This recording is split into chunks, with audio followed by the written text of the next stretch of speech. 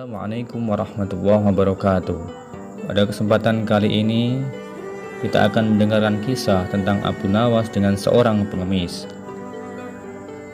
Menurut Abu Nawas, pengemis itu tidak harus dibantu secara materi, tapi juga harus dibantu dengan memberikan pekerjaan agar dia nanti bisa mandiri dan meninggalkan sifat mengemisnya tersebut. Itulah salah satu perhatian Abu Nawas. Dia tidak memberikan makanan maupun uang, melainkan Abu Nawas berusaha mencarikan pekerjaan untuk si pengemis itu. Kisahnya dimulai.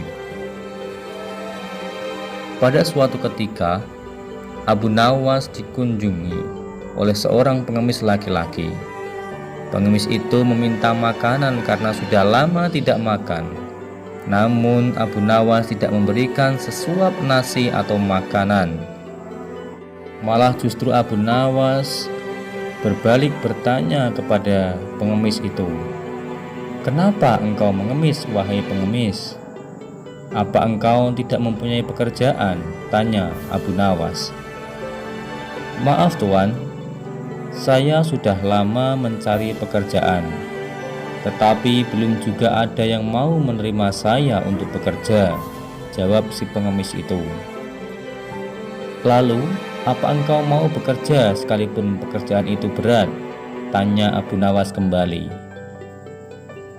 "Asalkan halal, saya mau Tuan," si pengemis kembali menjawab. Akhirnya Abu Nawas mengantarkan pengemis itu menemui sahabatnya yang bernama Abu Wardah.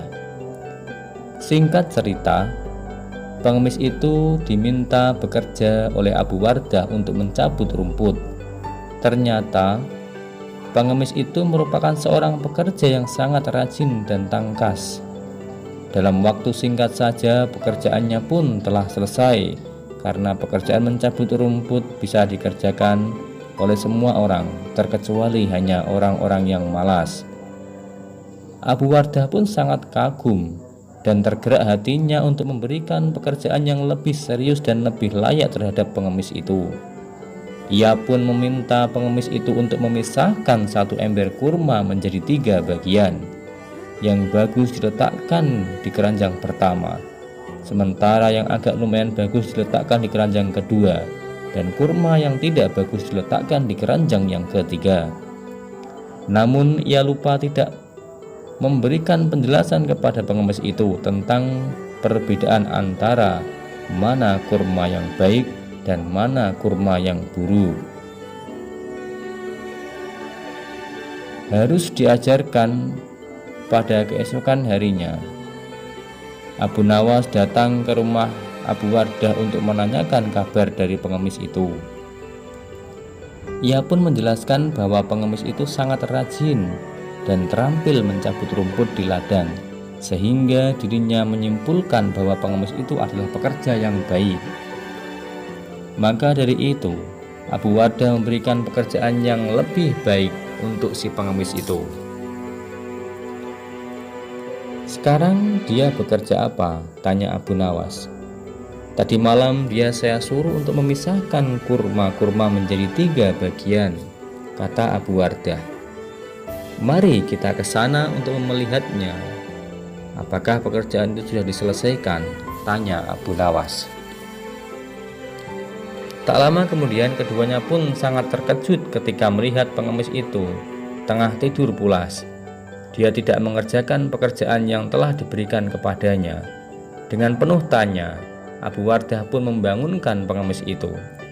"Wahai pengemis, kenapa engkau tidak menyelesaikan pekerjaanmu yang sangat mudah itu?" tanya Abu Wardah.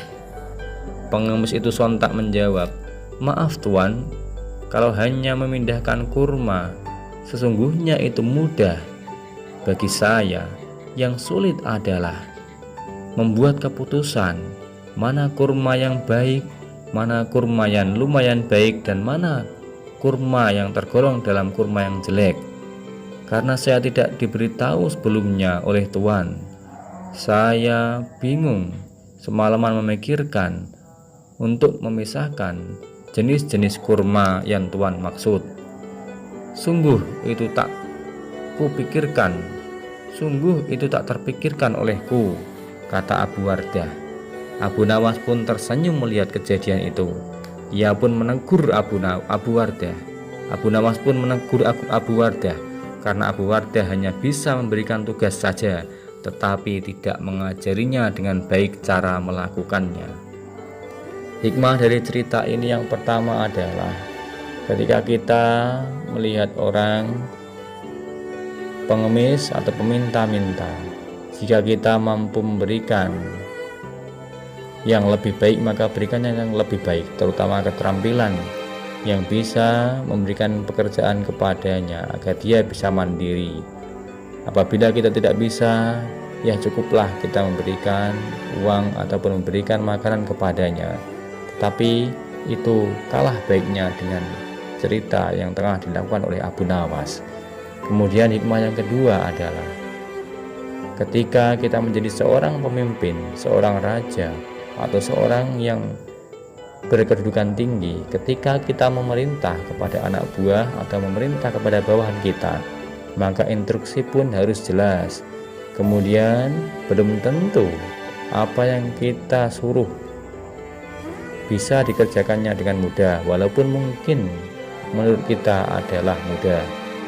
Setiap buruh harus dicontohi dengan baik bagaimana cara mengerjakan pekerjaan yang baik, tidak hanya disuruh tanpa memberikan contoh. Demikian, semoga dapat diambil hikmahnya. Terima kasih. Assalamualaikum warahmatullahi wabarakatuh.